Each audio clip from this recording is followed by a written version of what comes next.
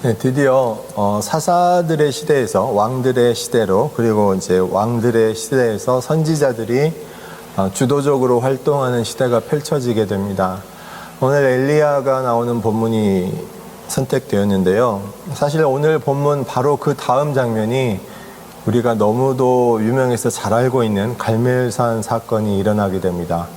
하나님께서 엘리야의 부름에 응답하셔서 불을 내리시고 그 결과로 바알과 아세라를 섬기는 선지자 850명이 죽임을 당하는 엄청난 사건이 벌어지죠. 제가 어렸을 때, 젊었을 때까지도 성경을 보면 수많은 인물들이 나오죠. 근데 예수님을 제외하고, 예수님은 규격이니까 그분은 제외하고 많은 인물들 중에서 매력적인 인물을 꼽으라면 항상 엘리야가 그중 세 손가락 중에 꼽혔던 것 같아요. 사실 성경에 많은 인물들이 나오지만 엘리야처럼 막 능력을 보이는 인물이 드물죠. 예수님 빼고 나면 거의 없지 않을까 싶어요. 죽은 사람도 살리고요. 무엇보다도 하늘에서 불이 내려오잖아요. 심지어 엘리야는 죽지도 않고 불말과 불병거를 타고 하늘로 올라가지요. 비견할 만한 인물이 모세 정도밖에 없지 않을까라고 생각했던 그런 기억이 납니다. 어려서 이제 10개라는 영화를 봤었어요. 거기 보면 이제 모세로 분한 배우가 멋지게 그냥 지팡이를 꼽아가지고 막 바다가 갈라지는 그런 장면이 나오고, 그게 머릿속에 굉장히 인상이 깊었었는데,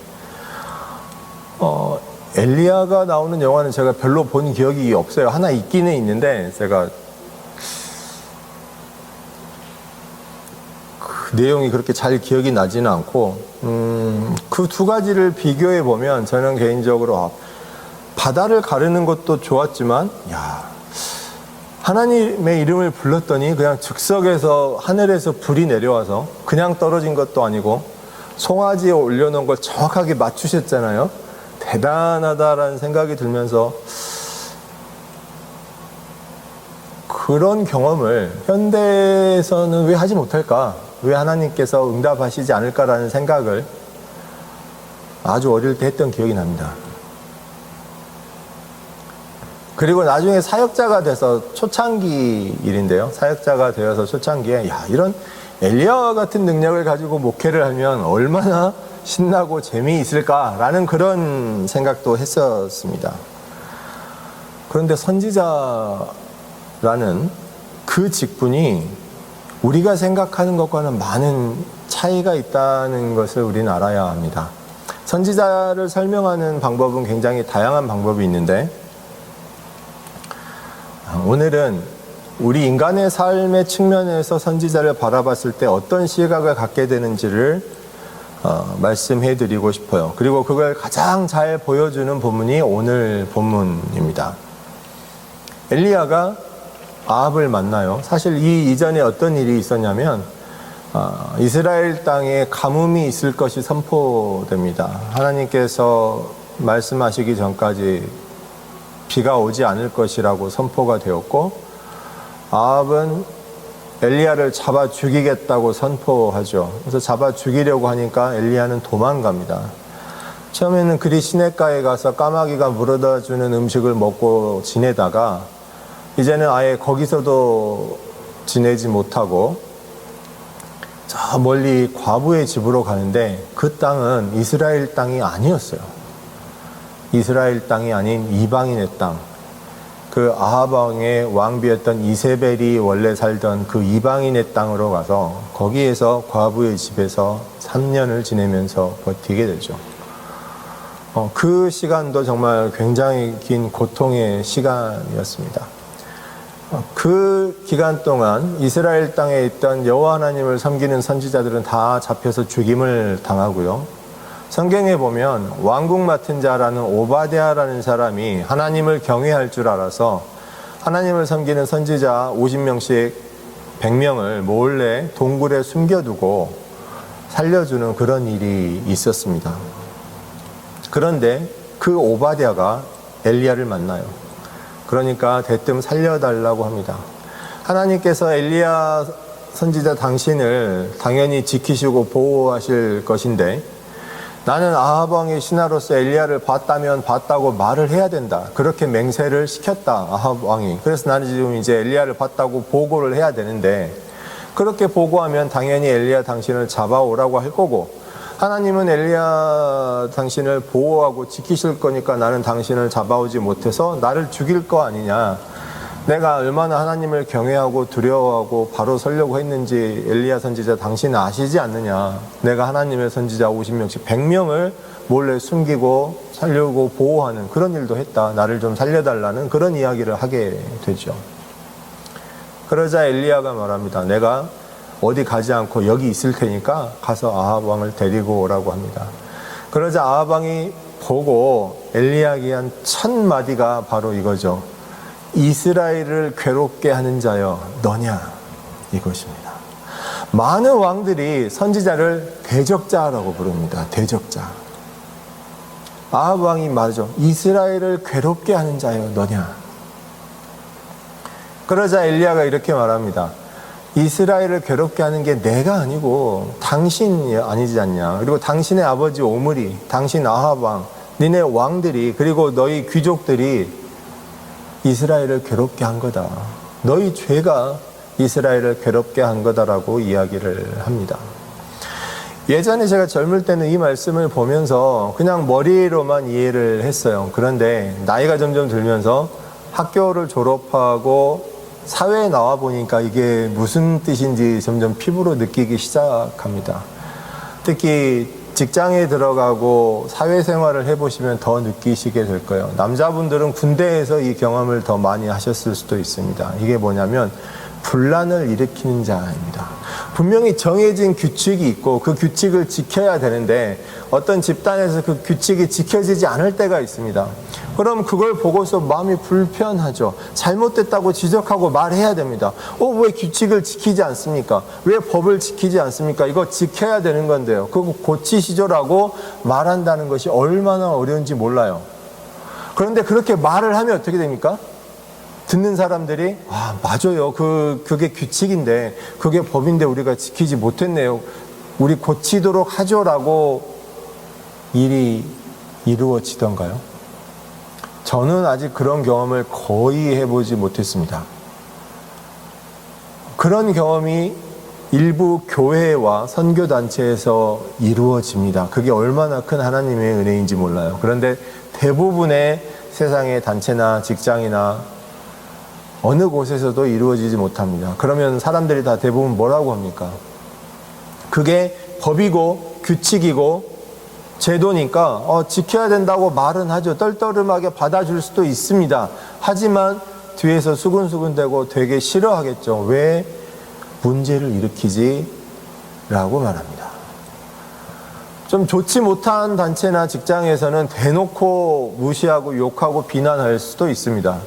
좀 규모가 크고 시스템이 제대로 잡혀 있는 곳이라면 받아주는 척 할 겁니다. 당신 말이 맞아요. 이건 고쳐야 되겠네요. 라고 하지만 실제로는 어떻습니까? 쟤는 왜 피곤하게 문제를 일으키는 거야?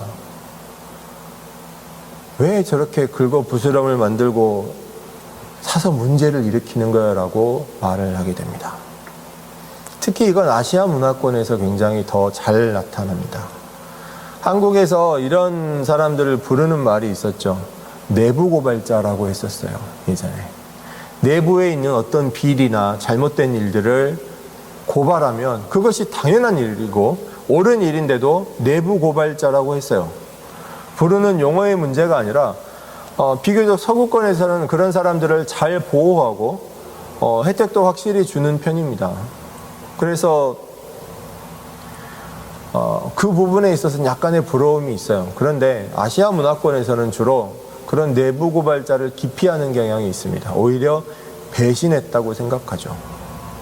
특히 한국이나 중국, 일본 같은 경우에 그런 일이 잘 나타납니다. 최근에 한국이 그 용어를 바꿨더라고요. 언제 바꿨는지는 모르겠지만 요새는 공익제보자라고 부르는 것 같아요. 말만 들어도 어감이 훨씬 좋습니다. 그런데도 요새도 TV 방송 같은 데 나오는 이 공익제보자라고 하는 걸 보면 많은 사람들이 익명으로 응원은 하지만 또 그에 못지않은 더 많은 사람들이 그걸 불편해합니다.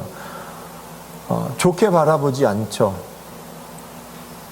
일본 같은 경우는 어떻습니까? 뭐 다 제가 폄훼할 수는 없지만 일본의 특유의 그 문제가 생기면 그걸 덮어버리려고 하는 문화가 있죠. 문제가 있는데 그걸 덮어버리면 문제가 없는 거다라고 인식하는 그런 문화가 있더라고요. 이런 식의 문화가 사회에 점점 만연되고 늘어나고 더 늘어나서 많은 사람들이 이렇게 되었을 때 바로 선지자가 등장하는 때입니다. 사실 선지자는 엘리야 때, 우리가 몇 주 전에 봤던 다윗의 잘못을 지적하던 나단 선지자도 있었지만 선지자는 그때가 처음이 아니었습니다. 성경에 보면 창세기 20장에 아브라함도 선지자라고 나오고요. 모세의 누이 미리암도 선지자라고 나옵니다. 그리고 사사 드보라 같은 경우도 선지자라고 나오죠. 그런데 그 이전의 선지자와 그 이후의 선지자는 굉장히 비슷하면서도 큰 차이점이 있어요. 그때가 언제냐? 바로 왕이 생긴 때입니다. 그 이전에 사사시대까지는 하나님께서 이스라엘의 왕이 되어 주셨죠. 그런데 이제 인간들이 견디지 못하고 왕을 요구합니다. 그래서 인간의 왕이 허락되었어요. 하나님께서 기뻐하시면서 허락해 주신 게 절대 아닙니다. 그것이 굉장히 큰 죄이지만 인간들이 원했기 때문에 하나님께서 그걸 들어주신 거죠. 그리고 그때부터 선지자의 숫자는 폭발적으로 늘어나기 시작합니다. 그 이전에는 선지자가 그렇게 많지 않았어요. 근데 그 이후에는 선지자가 굉장히 늘어나게 됩니다. 그리고 그 이전의 선지자들은 그냥 하나님의 말씀을 선포하고 예언했죠. 그런데 이때부터는 주로 대상자가 왕이 됩니다. 그 이전에는 왕이 하나님이셨기 때문에 하나님께 하나님의 말씀을 선포할 필요가 당연히 없는 것이죠. 그런데 인간이 왕이 되었는데 인간의 왕이 하나님의 말씀에 순종하지 아니하고 하나님의 율법에 따르지 아니하고 자기 뜻대로 자기 마음대로 행하고 하나님의 율법을 떠나고 하나님의 백성들을 마음대로 살게 하니까 선지자는 그것을 지적할 수밖에 없는 것입니다. 죄를 지적하고 하나님의 말씀을 선포하고 고쳐야 한다고 생명을 걸고 말할 수밖에 없는 것이죠. 그래서 주 대상이 왕이 되는 것입니다. 현대적으로 말한다면 이것을 어떤 분들은 차별이라고 말하는 분도 제가 본 적이 있어요.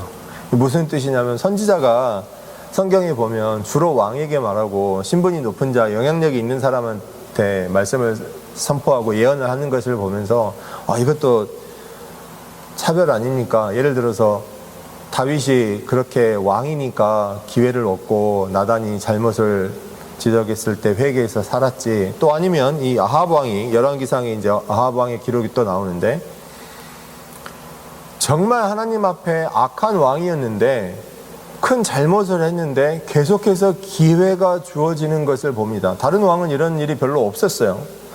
그걸 지적하면서 아합 왕이 이렇게 기회를 받아서 또 하나님을 떠나고 우상을 섬긴 왕인데 하나님이 막 은혜를 주셔가지고 전쟁에서 승리하고 막 이런 건 좀 너무하지 않습니까? 라고 하는 분도 본 적이 있는데 그것은 하나님이 어떤 특정 인물을 편애하셔서가 아니라 그 직책에 따른 하나님께서 보여주셔야 할 것들이 있기 때문이에요.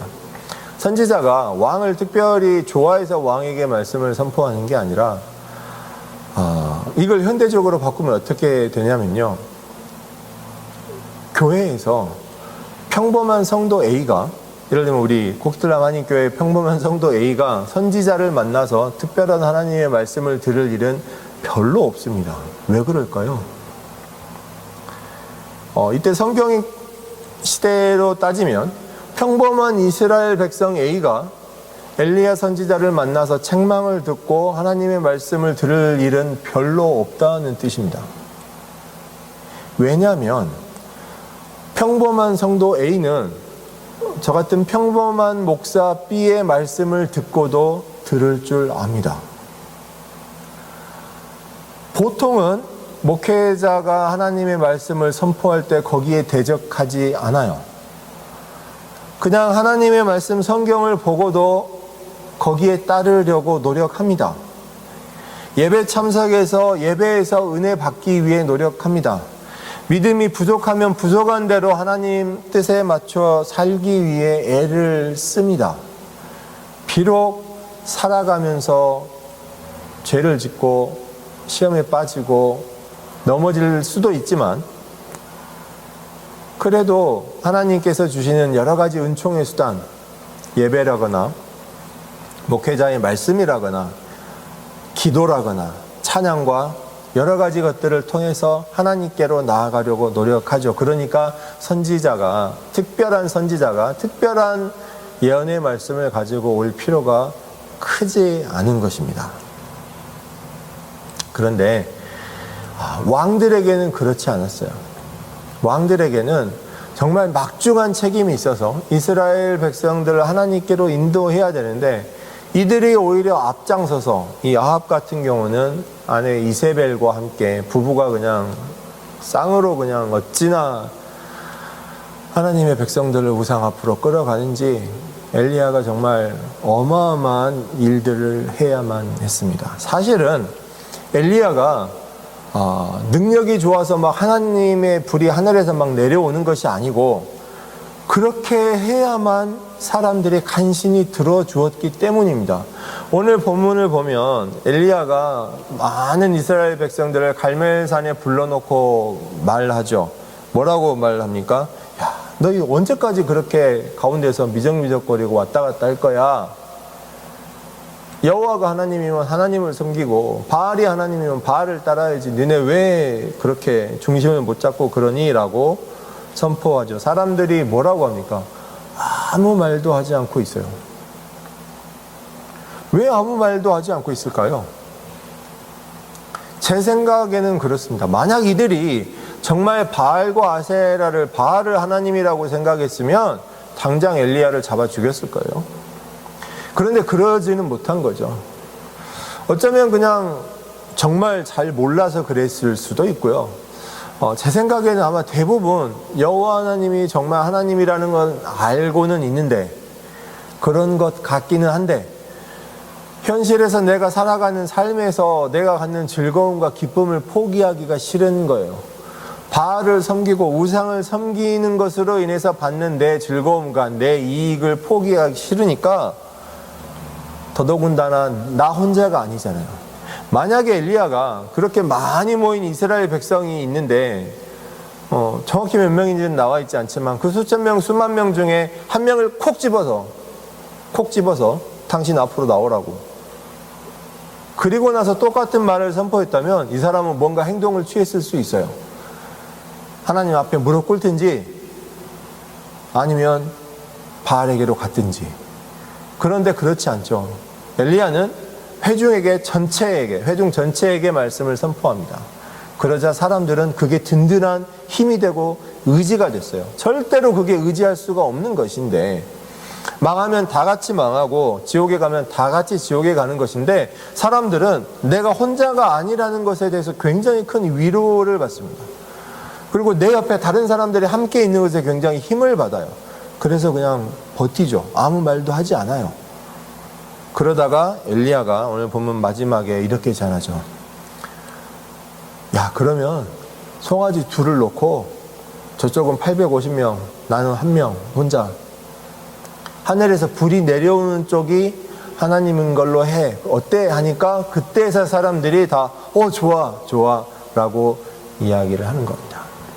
사실 정말 중요한 건 하늘에서 불이 내려왔다 그 사실이 아니고 선지자의 말씀을 듣는 왕의 태도와 이스라엘 백성의 태도예요. 왕의 태도는 한결같죠. 이스라엘을 괴롭게 하는 자여 너냐. 말썽을 일으키고 분란을 일으키고 이스라엘의 가뭄이 닥치고 한 것이 자기의 죄 때문이 아니라 왕의 잘못 때문이 아니라 저 선지자 저것 때문에 그런 거야 라고 선지자에게 분노하는 왕과 지도층이 있고요. 그리고 문제는 이 많은 고통을 겪는 이스라엘 백성들의 태도입니다. 정말 하나님이 여호와께서 하나님이시라는 걸 알고 믿고 고백한다면 회개하고 돌아서야 하는데 전혀 그런 모습이 보이지 않죠. 계속해서 가뭄이 닥치고 작물을 수확할 수 없고 가축은 죽어가고 사람들도 죽어가는 이런 환경에서 끝까지 회개하지 않고 버티죠. 엘리야 앞에서도 아무 말 하지 않고 그냥 있어요. 이건 무슨 태도일까요? 사람들이 왕을 원했던 이유를 다시 한번 생각해 보세요. 여러 가지가 있지만 그 중에 대표적인 것 하나는 뭐였습니까?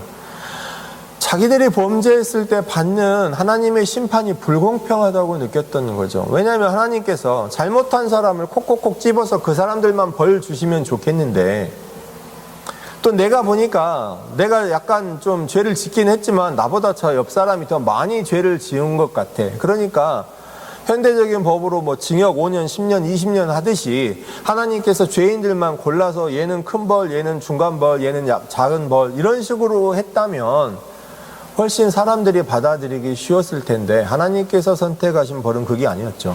전쟁이었죠, 주로. 아니면 재난이었습니다. 그때도 제가 말씀드렸지만 어떻습니까? 뭐 재난이 닥쳤는데 그게 나만 골라서 피해를 보거나 안 보거나 할 수 있나요? 전쟁이 닥치면 다 같이 피해자가 되는 것이죠. 그러니까 사람들이 다 불만을 갖기 시작했어요. 그리고 사무엘에게 말한 사람들의 이 말을 들어보면 그랬죠. 우리를 대신해서 싸워줄 사람이 필요합니다. 그게 왕이었던 거예요. 왕이 자기들을 대신해서 싸워주고 자기들의 죄의 책임을 대신 져주고 자기들을 보호해 주기를 원한 거예요. 그런데 왕이 세워진 이후에 이 아합 왕의 시대에 가뭄이 또 들었습니다. 하나님의 심판이었죠. 여전히 변함이 없어요. 왕이 자기들을 대신해서 뭔가를 보호해주고 대신 싸워주고 대신 책임져주고 하는 것은 사람들의 기대였던 거죠. 하나님의 심판은 여전히 변함이 없습니다. 이스라엘 가운데 의인이 있었을 겁니다. 나중에 20장 넘어서 가게 되면 하나님께서 엘리야에게 이야기하시는 게 나와요. 내가 바알에게 절하지 않은 7,000명을 남겨두었다, 이 말씀도 하시고, 또 오바댜가 하나님을 믿는 선지자 100명을 숨겨두었잖아요. 그러면 그 사람들은 가뭄에 고통받지 않았습니까? 그 사람들도 똑같이 고통받은 것이죠. 우상을 섬긴 자와 하나님을 섬기면서 생명의 위협을 무릅쓰고 막 동료 선지자들 잡혀 죽어가는데 그래도 굴하지 않고 하나님을 섬기고 우상을 섬기지 않은 선지자도 똑같이 가뭄에 고통받는 거예요.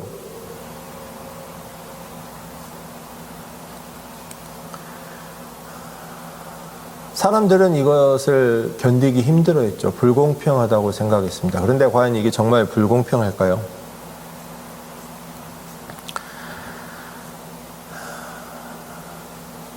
그리고 사람들의 선택은 지켜보는 거였습니다. 방관하는 거였죠. 무슨 일이 일어나나 보자.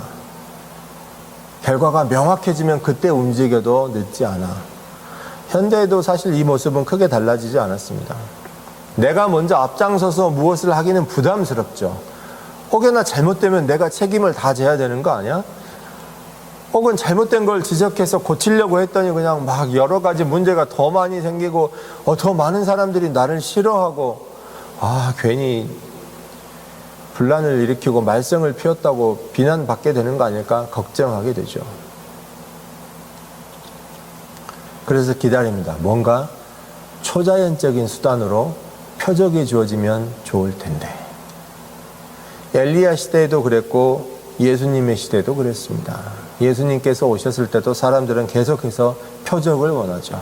계속해서 표적을 원하고 또 원합니다. 예수님께서 그것을 비난하시면서 내가 요나의 표적 외에는 줄 것이 없다라고 말씀하셨죠. 근데 지금도 사실 크게 달라지지 않았습니다. 많은 사람들이 교회를 떠나고 교회에서 상처받기도 하고 교회에서 또 위로받기도 하고 여러 가지 일들이 벌어집니다. 그런데 교회에서 많은 뭔가 문제가 일어났을 때 사람들이 하는 이야기가 있죠. 하나님께서 뭔가 표적을 주시면 좋을 텐데. 그러면 사람들이 이렇게 문제를 일으키지 않을 텐데. 혹은 하나님께서 선지자를 보내주시면 좋을 텐데. 선지자를 통해서 엘리야와 같은 능력으로 교회 문제를 해결하고 봉합하면 좋을 텐데 하는 이야기를 제가 예전에 들은 적이 있습니다. 그런데 선지자의 본질이 정말 그런 것일까요? 사랑하는 성도 여러분, 우리는 죄를 짓는 사람들을 봅니다. 그리고 죄를 방관하는 사람도 봅니다. 그리고 그 죄를 지적하는 사람도 봅니다. 우리는 그 중에 어느 쪽에 속해 있을까요? 그리고 어느 쪽을 보면서 마음이 편해지고 어느 쪽을 보면서 마음이 불편해집니까? 죄를 짓는 사람을 보면서 나도 거기에 어울리고 싶고 그걸로 인해서 마음이 편해지고 이런 일은 거의 없죠. 그런데 물론 아예 없는 것은 아닙니다만 대부분의 사람들은 지켜보고 방관하는 쪽을 택합니다. 죄를 짓는 것은 싫고 그렇다고 그걸 지적해서 못하게 하자니 그건 너무 부담스럽고 그래서 나만 죄 안 지으면 되지라는 마음으로 한 걸음 두 걸음 멀리 떨어져서 지켜보죠.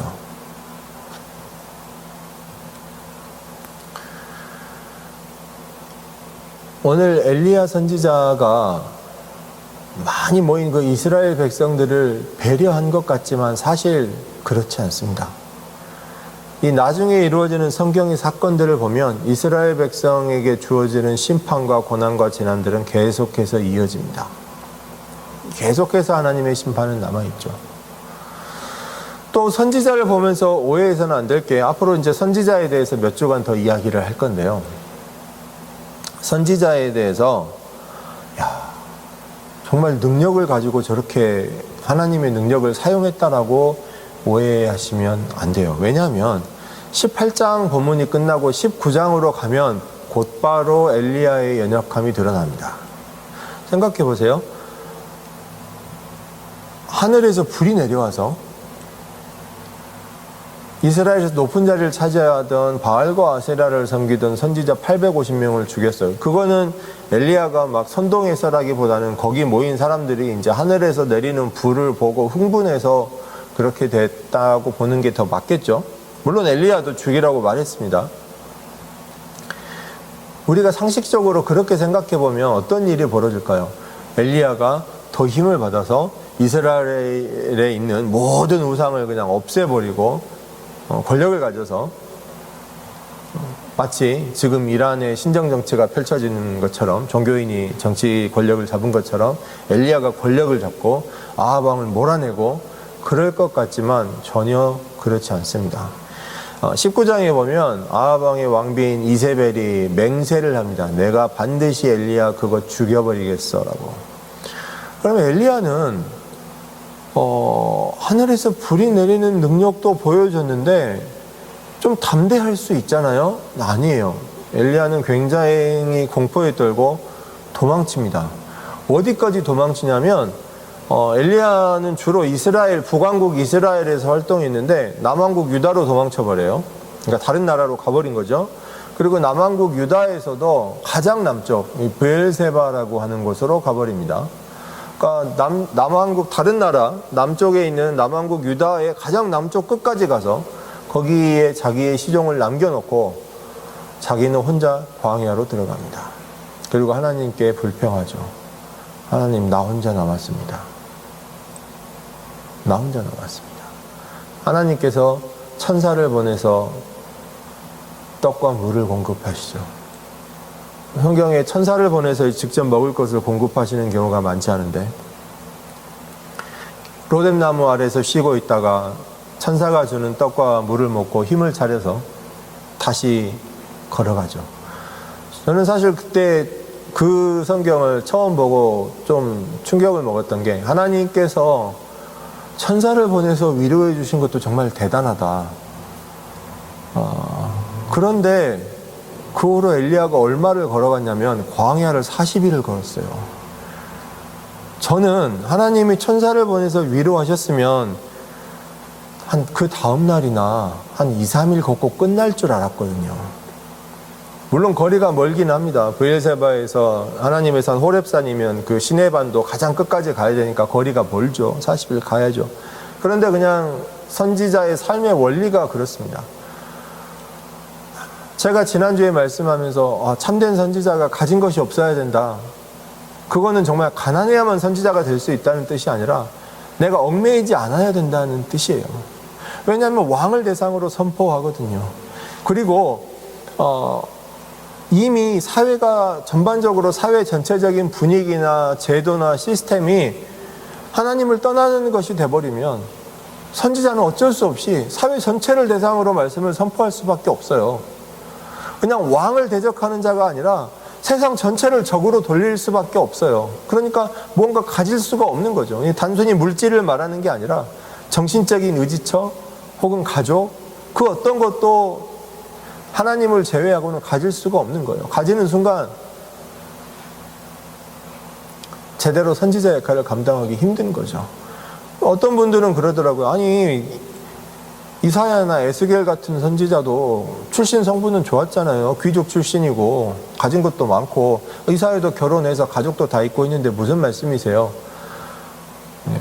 그렇지만 이사야나 에스겔 선지자의 마지막이 어땠는지를 생각해 보면 에스겔이 그런 포로기 때 그렇게 많은 일을 했음에도 불구하고 결국 유다 왕족에게 암살당했다는, 그건 성경에 나온 기록은 아닙니다. 그냥 전승도 있고, 이사야가 당했던 비참한 최후도, 에레미야 선지자도 그렇고, 많은 선지자들은 정말 생명을 내어놓고 대적하는 거예요. 만약에 일반적인 말씀을 선포해서 사회를 긍정적으로 바꿀 수 있고 사회를 하나님께로 움직일 수 있고 세상을 하나님의 나라로 바꿔갈 수 있다면 정말 좋겠죠. 그때는 선지자의 역할이 그렇게 강하게 요구되지 않을 거예요.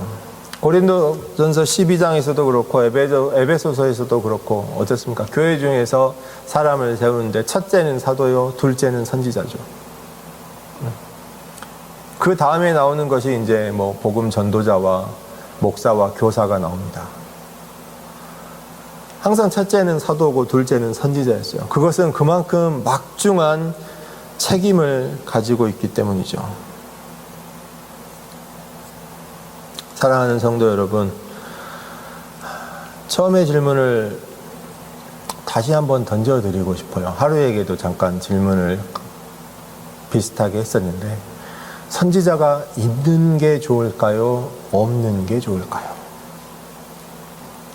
여러분, 선지자가 우리 곁에 있으면 좋겠습니까? 없으면 좋겠습니까?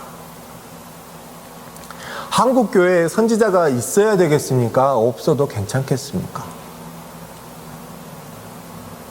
어떻게 생각하세요? 우리 코키틀람 한인교회는 선지자가 필요합니까? 필요 없습니까?